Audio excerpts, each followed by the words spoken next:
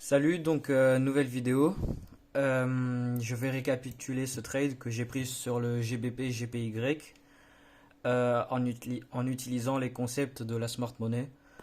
On est sur le 4 heures, ok, on est sur le 4 heures et on a été bullish pendant super longtemps, quoi. Enfin, depuis même avant que j'ai commencé le trading, là on est bullish, bullish, bullish. Donc maintenant je scroll un peu trop bas, je dois remonter là où j'étais. Donc, est-ce qu'on a eu? C'est qu'ici, donc, on a une nouvelle higher low, du coup, un bas plus haut que les précédents. Et en fait, ce qui s'est passé, c'est que donc on est monté, on a cassé ce haut ici, et là, on a on a cassé ce bas ici.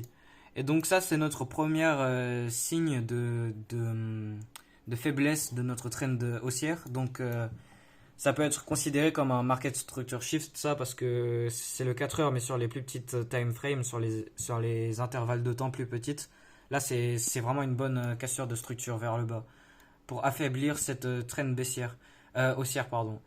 Et donc, ce qu'on a fait, c'est que, bah, du coup, qu'est-ce qui se passe quand on casse une structure? Eh bien, on laisse une supply ou une demand. Là, on laisse une supply. La supply, elle est ici parce que tout ce qui est ici est mitigé, enfin, avec toutes les mèches et tout. Mais donc après, on revient et on touche pas notre supply. Cette supply, elle se fait fail. Enfin, en fait, notre achat avant la vente, c'est ça là. Ici, on a notre achat avant la vente. Le composite man, il a acheté avant de vendre. Et pour après revenir fermer ses positions en négatif. Parce que ici, vous voyez cette bougie haussière, pour moi elles sont grises, ma bougie haussière, là il a acheté. Et donc, vu que là maintenant on descend, eh ben, il a des positions en négatif à venir fermer. Donc là, il revient les fermer, parce que là on est au niveau de ce qu'il a ici, parce que là c'est un peu une distribution, ça peut être une distribution sur les intervalles plus petites. Et donc là, on vient, il ferme ses positions en négatif, et là il vient, il casse le nouveau bas, d'accord? Et maintenant on est bien bearish, ok? Tout ce qu'il y a en bas là, enfin on va venir rechercher, prendre la liquidité qui est... Voilà, on a peut-être une liquidité de trendline ici, je la trace vite fait. Voilà, enfin tout ça là, on a de la liquidité là à prendre, enfin partout, juste partout, partout, il y a des stop loss. Enfin, il y a de la liquidité partout là, quoi. Donc maintenant on est bearish. On a été bullish pendant super longtemps, maintenant on est bearish. Et nous, ce qu'on veut faire, bah du coup, c'est d'être dans la trend baissière, parce que maintenant on est dans une trend baissière. Et nous, on veut être dedans, on veut se faire de l'argent, non? Donc, sauf que on n'avait pas réussi à aller dans la supply ici, donc ici on n'avait pas eu de vente parce que ça c'est raffiné. Enfin, globalement c'est ça, mais ça c'est raffiné, donc c'est mieux. Et ici il a aussi des achats. Donc il est venu fermer ce qu'il y a ici, mais il est toujours pas venu fermer ses positions en négatif qui sont là. Donc maintenant ce qu'on a, c'est que donc on a cassé l'ancien bas qui est ici. Et maintenant, on revient dedans. Et ça, c'est vraiment un fort mouvement haussier. Genre, dans tout ça, le volume dans ça, c'est juste énorme. Parce que regardez, tout ça, c'est le temps qu'on a pris pour descendre de ça. Et en juste ça, on a monté tout là-haut. Genre, c'est dans pas beaucoup de temps, c'est quand même le 4 heures. Mais là, on est monté super vite. Le temps de monter là, c'était beaucoup plus rapide que le temps de descendre de là. Donc là, on a beaucoup de volume, enfin, avec beaucoup d'imbalance. Vous voyez, il y a de l'imbalance là, de l'imbalance là, de l'imbalance là. Enfin voilà, et c'est le 4 heures ça. Donc ça, on peut dire que c'est une overextension. Enfin, il y a un moment, le prix, il va s'épuiser. Il peut pas continuer haut, haut, haut jusqu'à l'infini. Donc il y a un moment, il va s'arrêter. Et là, ce qu'il fait, c'est que bah, il revient dans cette supply qu'on avait avant. Il ferme ses positions en négatif.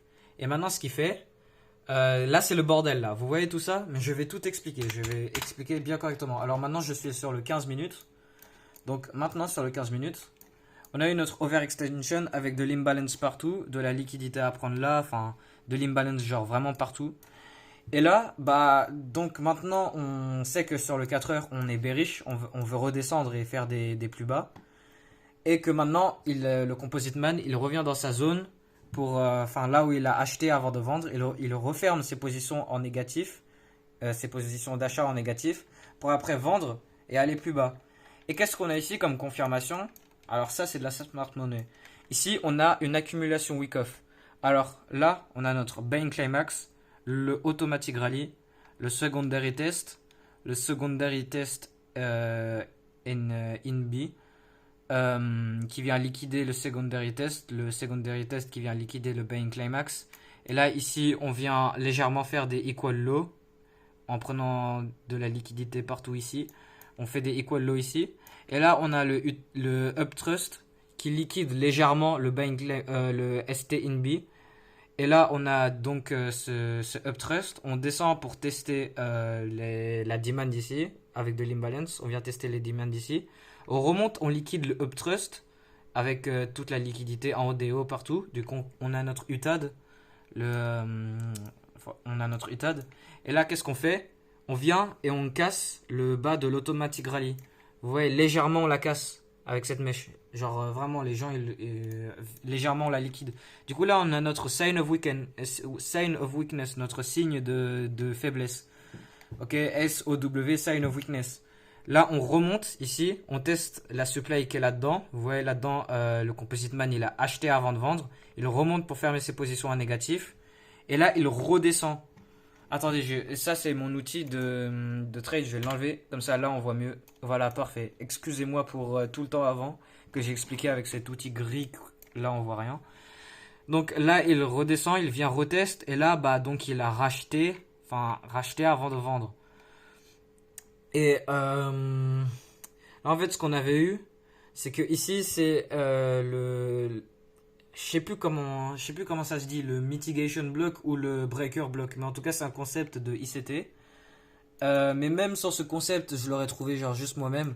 Parce qu'en fait, le vrai achat avant la vente, là, le Composite Man, il a, je sais pas comment, enfin, là dans cette bougie, il a acheté quoi.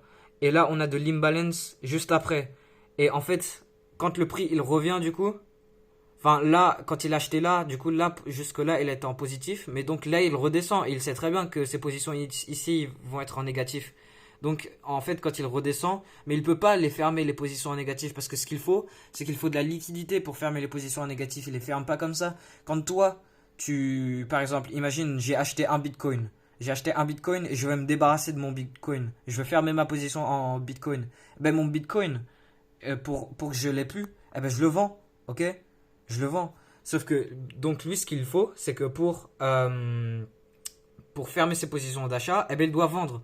Sauf que, enfin, il a pas assez de liquidité de côté vendeuse pour fermer son achat. Et là, on a de l'imbalance du coup. L'imbalance, c'est que c'est... comment on dit inefficiency en français? Je sais pas. Mais en gros, c'est qu'il y a de l'imbalance. C'est le but du mot. Je sais pas comment on dit en français, mais le mot imbalance, enfin, voilà, c'est le mot quoi. Enfin, on va pas attribuer n'importe quel mot pour son truc. On va pas lui donner n'importe quelle signification. Du coup, là, on a de l'imbalance dans toutes ces bougies-là. C'est-à-dire qu'il y a de l'imbalance dans le prix. Et vu qu'il y a de l'imbalance dans le prix, eh ben, il n'a pas la liquidité pour venir fermer ses positions en négatif là. Et là, qu'est-ce qu'on a juste en haut de là? Vous voyez tout ça là? On a quoi? Des triple equal high. Ou alors une support, enfin une résistance de retail. Les retail ici, ils voient une rejection, deux réjections, trois réjections. Ok, le prix, il veut pas dépasser cette zone quoi. Enfin, le prix maintenant, il refuse de dépasser ça. Ok? Donc, on a de la liquidité en haut de ce... Merde, j'arrive pas à bouger la souris en tenant mon téléphone. Donc là, le prix, il veut pas dépasser ça. Il y a des stop loss en haut. Enfin, il y a tout. Et là, ce qu'on fait, c'est que là, bah ça, c'est quoi? C'est une distribution week-off. Le Bain Climax, Automatic Rally, le ST, le STNB. Là, on vient, on liquide tout ça. On reteste ce breaker block ou mitigation block. C'est là où j'ai vendu.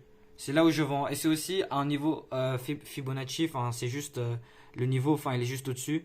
Mais ça doit être sûrement un retracement Fibonacci 886 parce que ça, c'est un autre retracement clé qui est pas activé là, mais ça peut être un 886. Donc là, on est à un retracement 79%. Enfin, presque. Et là, du coup, on vient, on liquide tous ces hauts. Enfin, tout ça, c'est une distribution week-off. Hein. Le Composite Man il accumule de la liquidité pour venir fermer ses positions négatives ici et il vient fermer ses positions négatives ici et en plus de ça il vend encore plus. Vous voyez ça genre regardez, vous voyez ce mouvement baissier, comment il est rapide, vous voyez ça en temps là.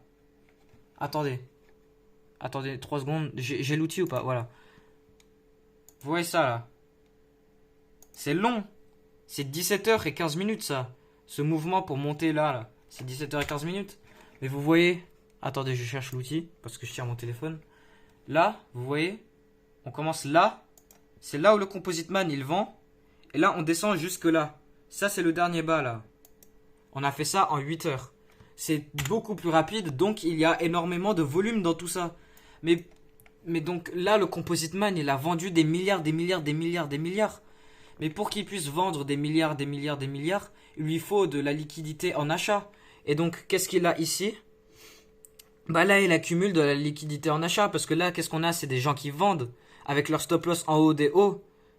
Et donc, qu'est-ce qu'on fait pour sortir de nos positions en vente? Eh bien, on achète. Donc là, il a toute la liquidité sous côté acheteuse. Vous voyez, des equal high, une trend line dans le 15 secondes, je sais pas, des equal high dans tous les sens. Enfin, il prend de la liquidité partout. Et en plus de ça, enfin, je sais pas, mais il prend de la liquidité partout. Ça se voit pas, mais il y a juste partout de l'argent acheteuse. C'est partout. Donc là, il vient avec cet argent acheteuse. Bah, attends, bah là, il doit prendre ses positions. Là, il doit fermer ses positions vendeuses. Donc, là, il a des positions acheteuses. Du coup, il doit les fermer. Donc, il faut de la liquidité vendeuse. Ben là, elle est où la liquidité? Enfin, bref, c'est pas grave. On s'en fout. Ok, on s'en bat les couilles. Le Composite Man, il fait ce qu'il avait besoin de faire. Donc là, il vient, il teste ça, il ferme ce qu'il a à fermer là. Là, il place ses milliards. Il peut placer ses milliards en vente vu que maintenant, il a ses milliards en achat. Et là, bam! Et là, de l'imbalance. Ok? Et moi, en fait, ce que j'avais fait, c'est que je savais très bien, avec ce qu'on avait vu tout à l'heure sur le 4, avec ce qu'on avait vu tout à l'heure sur le 4 heures, on sait très bien que le prix, il va descendre, quoi. Enfin, il va pas... je le savais que vous voyez, cette zone de supply sur le 4 heures, le prix, il allait pas aller plus haut que le 4 heures. Il allait pas aller plus haut sinon, enfin, ça n'a aucun... C'est con, c'est juste logique parce qu'on est dans une trend bearish maintenant, enfin, on va pas aller faire des plus hauts. Du coup, en fait... sans vraiment m'en rendre compte qu'on était dans une distribution week-off, j'ai vendu à peu près le milieu de la supply. Vous voyez, le 50%, c'est à peu près le milieu. Et de toute façon, là, j'ai cherché de la confirmation. Tout ça, c'est de la confirmation, mais si ça n'aurait pas été de la confirmation, j'aurais juste placé mon ordre limite dans la supply avec mon stop loss au-dessus, sachant que le prix, il va pas dépasser le haut de la supply parce que, enfin, ça peut pas se passer, quoi. Enfin, attendez, je retourne sur les 4 heures. Là c'est complètement con parce que là le Composite Man il veut juste emmener le prix vers le bas, il va pas casser ce haut ici. Vous voyez ça c'est un strong low, c'est un haut qui est fort, il est pas faible, il est fort, on va pas venir le dépasser, ok? Donc là là j'explique vraiment tout en détail, c'est un truc de malade. Je fais littéralement un cours, on dirait normalement je suis censé genre juste expliquer le trade. Donc du coup en fait moi j'avais pris ma vente à peu près ici là, au milieu de la zone de supply. Mais après, enfin, c'est pas très grave. Mais de toute façon, c'est même meilleur d'avoir vendu ici parce que si j'aurais pas vu. Je bégaye trop, mais si j'aurais pas vendu. Mais pourquoi j'arrive pas à parler, wesh? Si j'aurais pas vendu ici, bah j'aurais vendu ici. Sauf que là, c'est plus bas, du coup, c'est légèrement une meilleure entrée. C'est presque rien, mais c'est légèrement une meilleure entrée. Donc là, l'autre entrée, ça aurait été là. Et donc là, ce qu'on vient faire, c'est du coup, on casse l'ancien bas. Ouais, ce bas là, on vient le prendre. Et c'est là où, en fait, à la fin, c'est là où je me suis barré. Ma cible de base, c'est le bas du 4 heures. C'est tout en bas là. Mais je me suis barré de là parce que j'ai gagné un 5 RR. Et il y avait une annonce économique. Sauf que l'annonce économique, elle a fait que dalle. L'annonce économique, elle s'est passée là-dedans et ça a vraiment fait que dalle. Et de toute façon, même si ça aurait été une grosse annonce économique, ça aurait pas retracé jusqu'à tout en haut et venir... refermer mon entrée, enfin bref quoi. Donc c'est pas grave, je me suis barré, mais je sais très bien, moi vu que je connais la smart money, je sais très bien que le Composite Man il va laisser des traces. Et là ce qu'il a fait pour venir mitiger ses positions ici, et ben là il a racheté avant de vendre. Donc ici il a des positions en achat à venir fermer là, ok. Donc là où je prends mon second trade, j'avais vendu ici en visant le bas ici, vu qu'il y avait une annonce économique. Enfin, bref, j'avais gagné un 5R. Et un 5R, c'est pas mal. Donc, je me suis barré. Et là, je cherche une réentrée. Là, ici, on a une strong high. Ça, c'est notre strong high. Cette haut, elle est forte. Donc, le prix, s'il viole ce haut, On est maintenant bullish, sauf qu'on n'est pas bullish, on est bearish. Là, on fait des lower high, on fait des hauts à chaque fois plus bas. Là, ce haut, il est fort, il ne peut pas se faire dépasser. Là, il est devenu fort. Et maintenant, celui à qui le tour est devenu fort, et à le tour du haut qui est pour devenir fort, et ben maintenant c'est lui. Donc ce haut, il peut pas se faire prendre. Si lui, il se fait prendre, maintenant on est bullish, ok? Donc là, on a notre achat avant la vente. J'ai placé mon ordre limite dans cette supply, dans cet achat avant la vente, avec les retracements Fibonacci 75, 79. Il y en a deux parce que c'est plusieurs. Je crois il y en a un, le 100% du retracement, il vient de ce haut et le second, il vient du haut ici. Donc bref, tous les deux, ils sont au même moment de cet achat avant la vente.